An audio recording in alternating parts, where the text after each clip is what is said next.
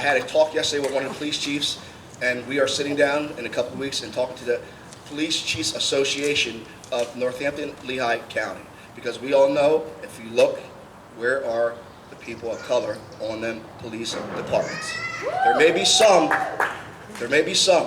okay? And again, people, I just want to say something about how that happened with George Floyd.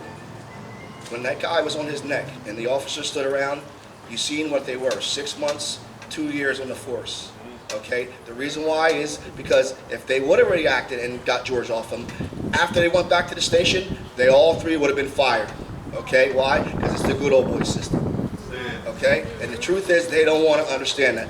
Look in Buffalo, 57 officers resigned because they pushed a 75-year-old guy down on the ground and his ear started bleeding, so 57 others, their tactics officers retired. Why? Because they still don't see the change.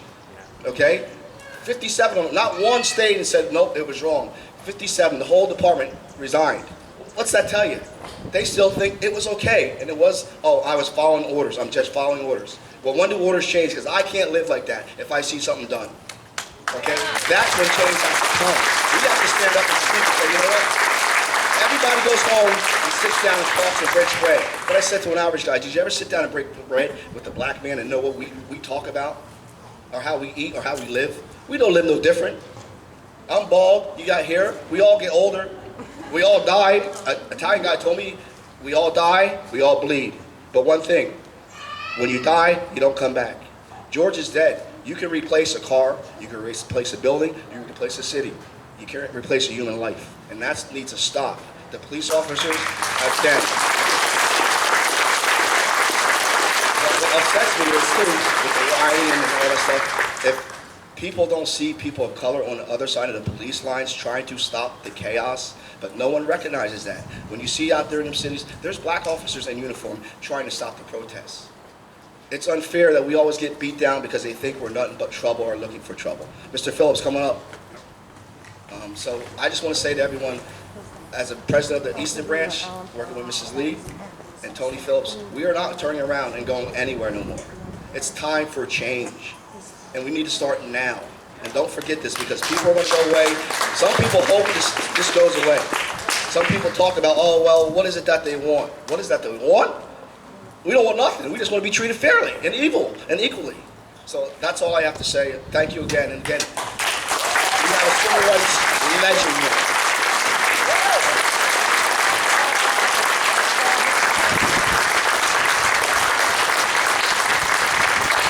I understand Mr. Phillips he's stretching himself. You're up, Tony.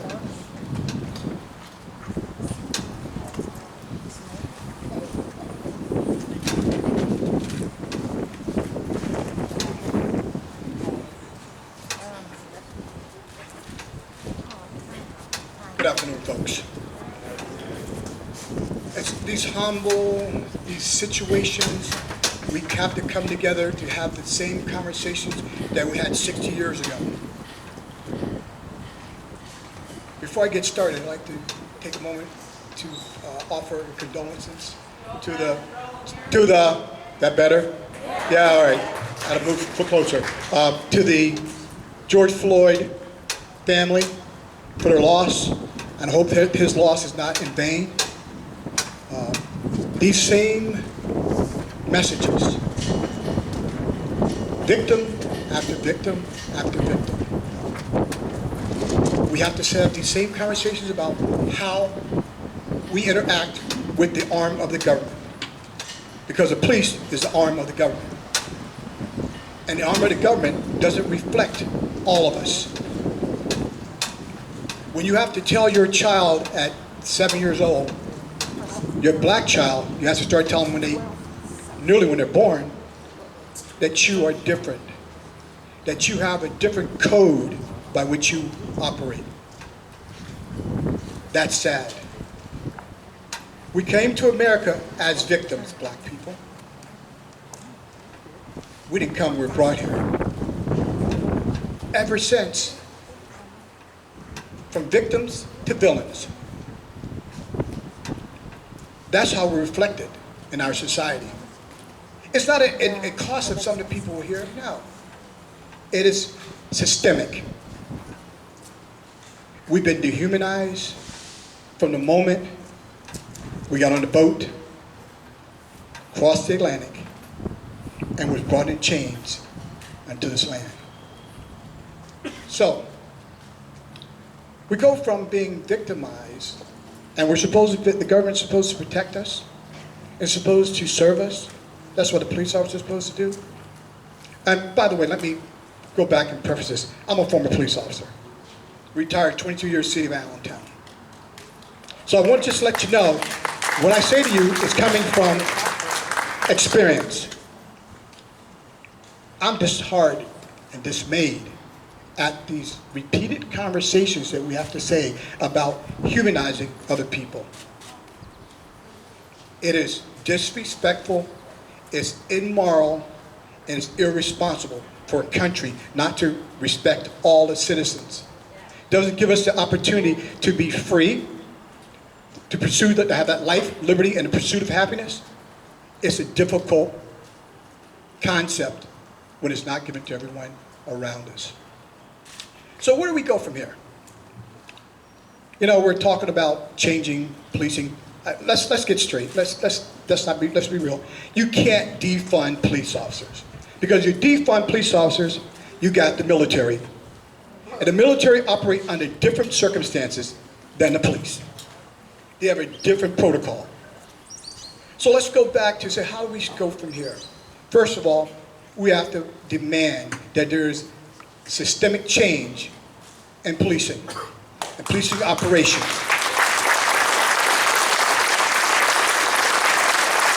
We have to have substantial conversation with meaningful dialogue. We have to move forward and have people come to the table with open hearts and open minds.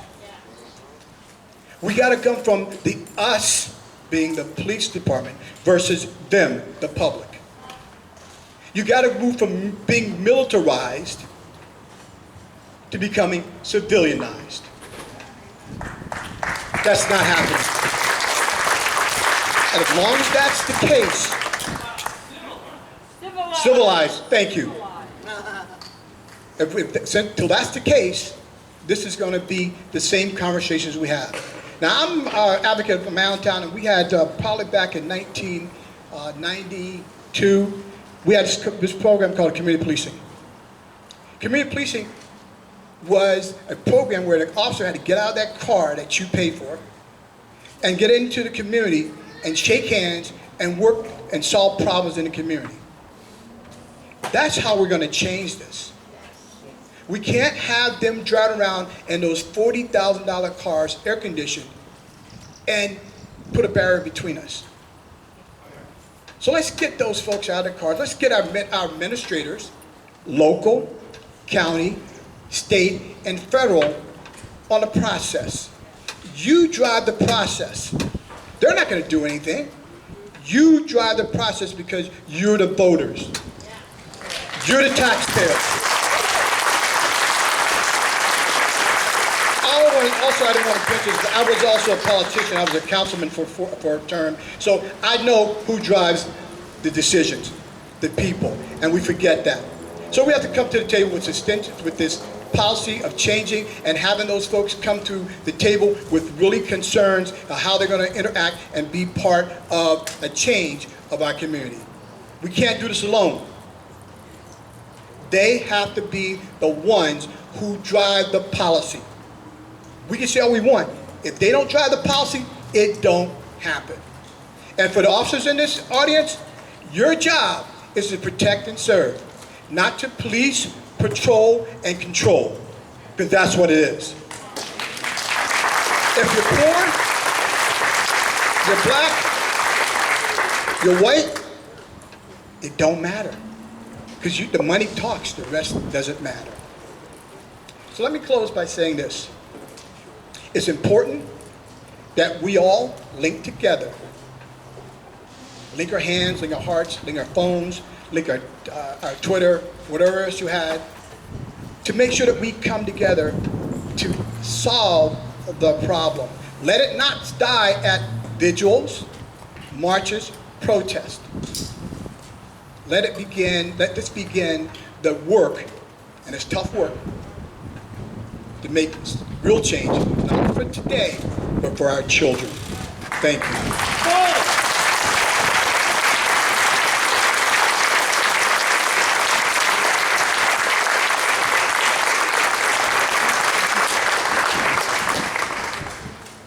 I thank these presidents from the branches. Each of us has our work to do, and police, it appears, with what's happened, is at the front of it. So we are, Mr. President, from Allentown, we are going to move forward from here. I don't want to leave any threats today. We're just going to meet and carry out our work. All right, now we have some other speakers here. Carl Nelson. Carl Nelson is the husband of one of our very active, he's a member too of the Bethlehem NAACP, but his wife is our assistant secretary.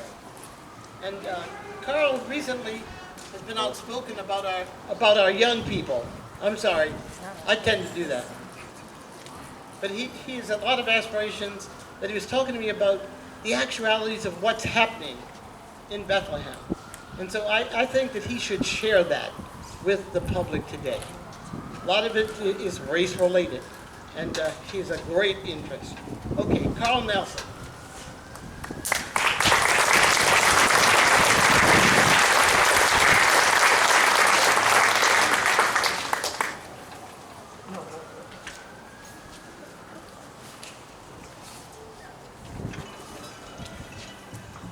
Good afternoon, everyone. Welcome to all. My name is Carl Nelson, and I am a member of the Bethlehem NAACP and a resident of this beautiful town for 20 years. To begin, I want to extend my deepest sympathy and prayers to the family of... To begin, I want to extend my deepest sympathy and prayers to the family and friends of George Floyd. As we gathered here in remembrance of George Floyd, I want to thank the Floyd family for your courage and your leadership in these very difficult times. Your courage and your resilience to bring justice for George is heard in every corner of the globe. From the very beginning, we have heard your call for justice. We have heard your call to end violence in the streets across our nation. We have heard your call to end racism and police brutality that continues to erode the freedoms, safeguards, and liberties that should be given to all Americans, no matter the color of their skin, religious beliefs, political affiliations, or gender. As we continue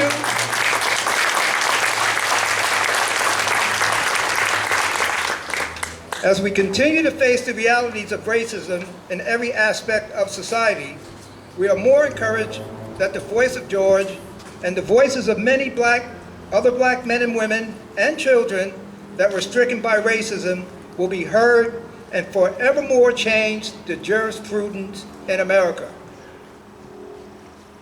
We are all here to pay tribute to George Floyd, who was murdered by several members of the Minneapolis Police Department. We are outraged and angered over the murder of George Floyd, this senseless and evil act that continues to plague our communities of color across America, once again is a reminder of the racial violence unchecked by some in the law enforcement community. What initially appeared to be a police action leading to his arrest over an allegation of a counterfeit $20 bill became a nightmare to all of us as we witnessed the life being sucked out of George as he laid there pleading for his life. I can't breathe. They're going to kill me. As we watched the video on national media CNN, it is no doubt the officer Derek Chauvin showed no regard for George's pleas or his life. As Officer Chauvin continued to press his knee against George's neck, the neck of George, that lasted over 8 minutes and 46 seconds, in which 3 minutes of that time, George appeared non-respondent and later died of asphyxiation. As we continue to examine the video, we see that the arresting officer showed no concern or safety for George's life and neither called for medical assistance or applied CPR when it's very apparent that George was not breathing. This is troubling because the 14th Amendment of the Constitution affords equal protection under the law. To make matters worse, the initial medical examiner declared George's death was due to intoxication and all other medical issues at the time of his arrest. Later it was discovered by a second medical examiner that George's death was due to excessive force by the knee pressed against his neck, an unjustified and senseless act of policing, unwarranted. Subsequently, I learned in a recent news about the arrest of black people in Minneapolis. It shows that the knee on the neck restraint was grossly applied to black people than whites. This is troubling because the information demonstrates that the police tactics like the knee on the neck restraint was disproportionately applied to black people and people of color. Furthermore, I learned that the knee on the neck and the chokehold straight technique used for policing varies as a policy across the nation. For example, in the Eric Garner case, the chokehold was justification to restrain Eric, who was selling cigarettes on Staten Island. He too pleaded for his life that he could not breathe. In the city of Minneapolis, I learned that the knee on the neck is authorized for policing. The question here regards the use of excessive force used in policing that varies across the nation and perhaps applied disproportionately nationwide. To this point, why is there no national policy to address a national standard for the use of excessive force under certain situations?